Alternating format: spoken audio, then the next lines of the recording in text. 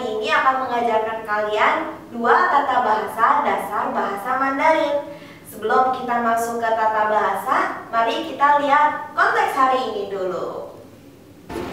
你好，我是 Jessica， 这是我的朋友，她叫 Annie。我们是 Jenny， 这是我们的办公室，这些是我们的书、娃娃和一些文具。那个是我最喜欢的娃娃，那些是我的书。欢迎来参观我们的办公室。 Sekarang Jessie akan jelaskan konteks tadi dengan bahasa Indonesia. 你好，我叫 Jessica. Apa kabar? Nama saya Jessica. 这是我的朋友，他叫 Annie. Ini adalah teman saya, namanya Annie. 我们是 Jenny. Kita adalah Jenny. 这是我们的办公室。Ini adalah kantor kita. 这些是我们的书、娃娃和一些文具。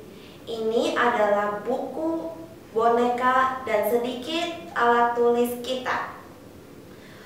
那个是我最喜欢的娃娃。Itu adalah boneka yang aku paling suka. 那些是我的书。Itu adalah buku saya. 欢迎来参观我们的办公室。Ayo datang dan melihat kantor kita.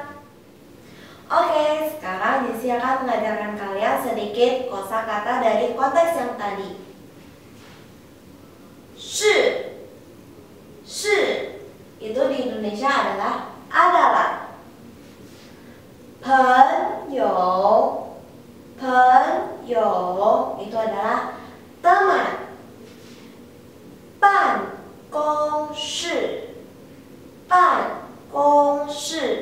di Indonesia adalah kantor. 书 buku. 娃娃 itu adalah boneka. 文具 alat tulis. 欢迎 selamat datang.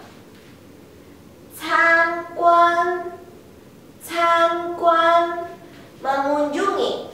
Setelah Jessie mengajarkan kosakata yang tadi udah diajarkan, kalian bisa lebih mengerti konteks yang tadi kita ajarkan. Tata bahasa pertama hari ini, Jessie akan mengajarkan kalian beberapa kata yang sering dipakai di bahasa Mandarin. Belajar bahasa Mandarin, kalian harus bisa Mandarinnya aku, kamu, dia, kita, kalian, mereka. Itu adalah sangat penting. Itu adalah dasar dari bahasa Mandarin. Ayo kita mulai. Aku adalah 我. Kamu adalah 你. Dia adalah 他.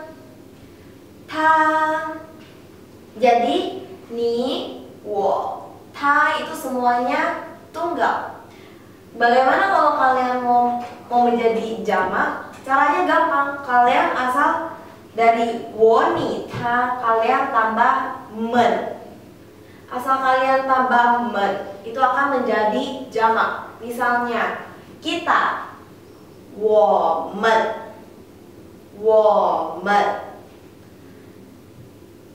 kalian 你们 mereka 他们 jadi ini adalah jamaknya 我你他. Ayo kita ulangi lagi ya. 我 aku, 你 kamu, 他 dia. Itu tunggal. Kalau ditambah men jadi jamak. 我们 kita, 你们 kalian. Tamen, mereka. Gampang kan? Dan kalian kalau ingin membicarakan benda, kalian bisa menggunakan ini dan itu. Misalnya, ini, ce, ini, ce, nah, itu, nah, itu. Jadi kalau misalnya pakai ce itu misalnya barangnya cuma satu dan barangnya itu dekat dengan Anda. Kalau na itu kalau misalnya barangnya itu cuma satu tapi barangnya itu jauh dari Anda, kalian pakai na. Bagaimana kalau misalnya barangnya itu banyak? Kalian tinggal di belakang ce dan na ditambah xie.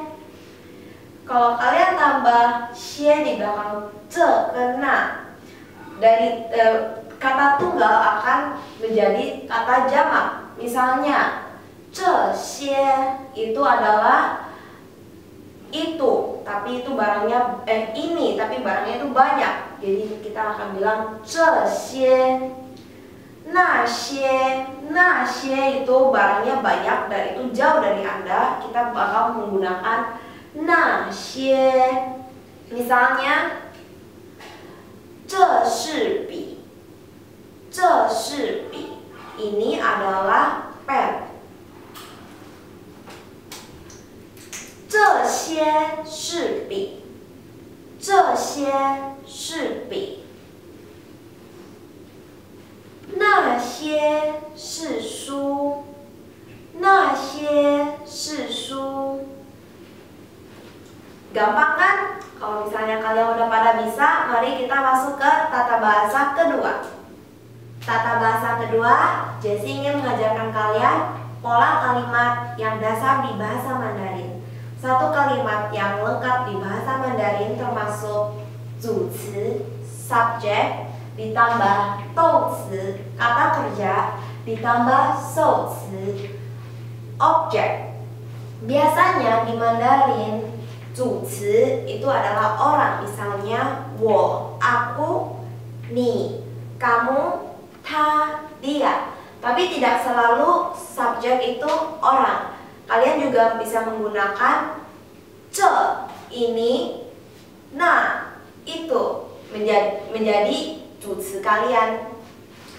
Kalau di dongci, kata kerja, biasanya itu bersangkutan dengan tindakan. Misalnya, ta, pukul, xie, nulis. Itu adalah kata kerja, dongci.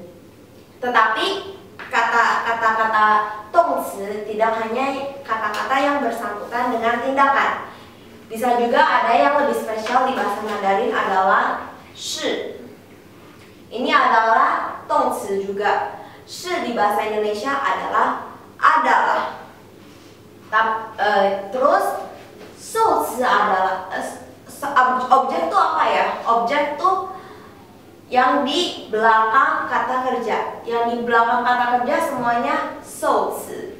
Misalnya, wo shi Jessica.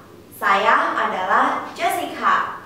Wo di sini adalah zuci, shi adalah dongci, Jessica di belakang kata kerja, makanya dia adalah shouci. Tapi di sini ada yang lebih kata bahasa Mandarin dan Indonesia ada yang beda adalah shi di Indonesia bisa dihilangkan.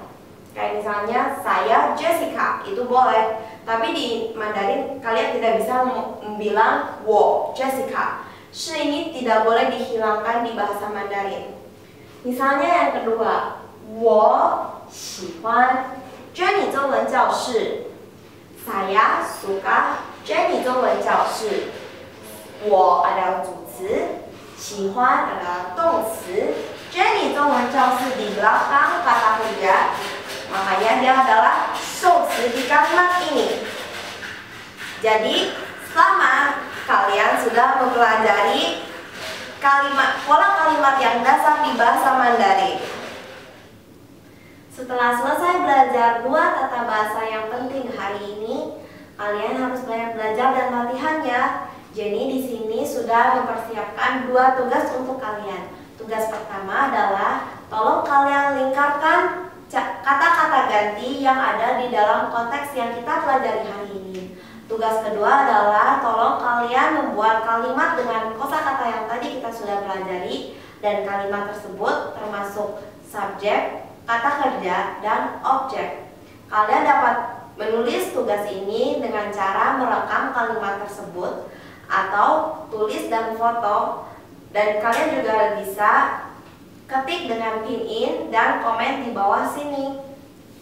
Jangan lupa untuk banyak belajar biar kalian bisa cepat ngomong bahasa Mandarin dengan benar.